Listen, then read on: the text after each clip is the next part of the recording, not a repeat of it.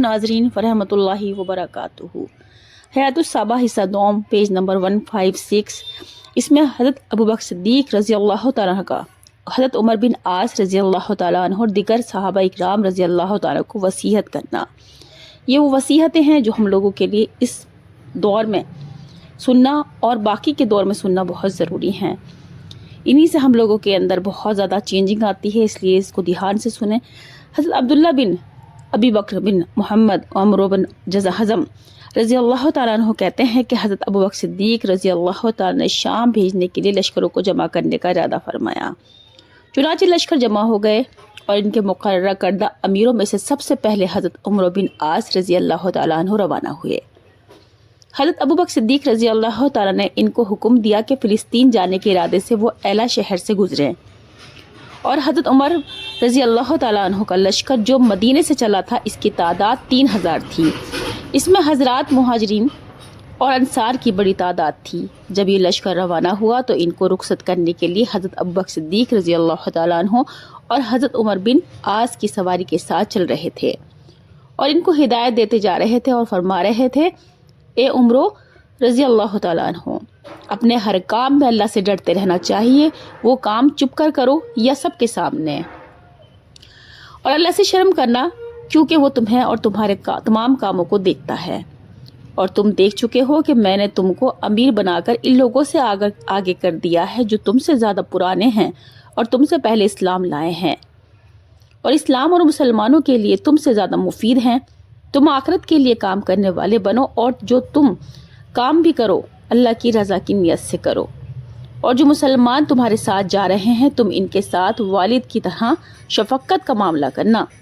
लोगों के अंदर की बातों को हरगिज़ न खोलना, बल्कि इनकी ज़ाहिरी अमाल पर इक्तफ़ा कर लेना और अपने काम में पूरी मेहनत करना और दुश्मन से मुकाबले के वक्त जमकर लड़ना और बुज़दिल न बनना। और माल गनीमत में अगर ख़यानत होने लगे तो इस ख़यानत को जल्दी से आगे बढ़कर रोक देना और इस पर सदा देना। और जब तुम अपने साथियों में बयान करो तो मुख्तसर करना। तुम अपने आप को ठीक रखो तो तुम्हारे सारे मामूर तुम्हारे साथ ठीक चलेंगे। हज़रत कासिम बिन मोहम्मद रहमतुल्लाह अलैह कहते हैं कि हज़रत अबू बकर सिद्दीक़ रज़ी अल्लाह तआला ने हज़रत उमर रज़ी अल्लाह तआला अन्हु और हज़रत वलीद बिन उक़बा रज़ी अल्लाह तआला अन्हु को ख़त लिखा। इन दोनों में से हर एक कबीले क़ज़ा के आधे सदक़ात वसूल करने पर मुक़र्रर था।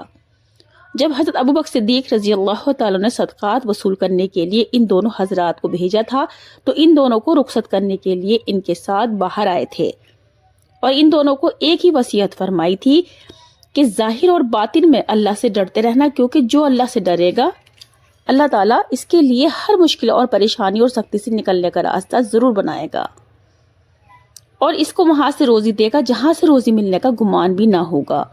और जो अल्लाह से डरेगा अल्लाह इसकी बुराई दूर कर देगा और इसे बड़ा अजर देगा। अल्लाह के बंदे जिन आमाल की एक दूसरे को वसीयत करते हैं इनमें सबसे बेहतरीन अल्लाह का डर है। तुम इस वक्त अल्लाह के रस्तों में से एक रास्ते में हो।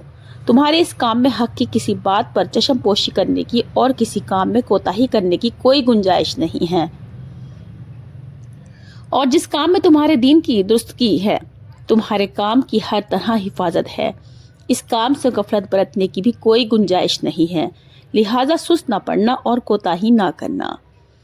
हज़रत मुतल्लिब बिन साइब बिन अबी वदा रज़ी अल्लाह तआला अन्हु फरमाते हैं, हज़रत अबू बकर सिद्दीक़ रज़ी अल्लाह तआला ने हज़रत उमर बिन आस रज़ी अल्लाह तआला को ये ख़त लिखा, मैंने हज़रत खालिद बिन वलीद रज़ी अल्लाह तआला को ख़त लिखा है कि वो तुम्हारी मदद के लिए तुम्हारे पास चले जाएं। जब वो तुम्हारे पास आ जाएं तो तुम इनके साथ अच्छी तरह रहना और इन पर बड़े बनने की कोशिश ना करना, क्योंकि मैंने तुमको अमीर बनाकर हज़रत खालिद बिन वलीद और दीगर हज़रात से आगे कर दिया है। इसलिए तुम इनके मशवरे के बगैर किसी काम में फ़ैसला ना करना और इन सब से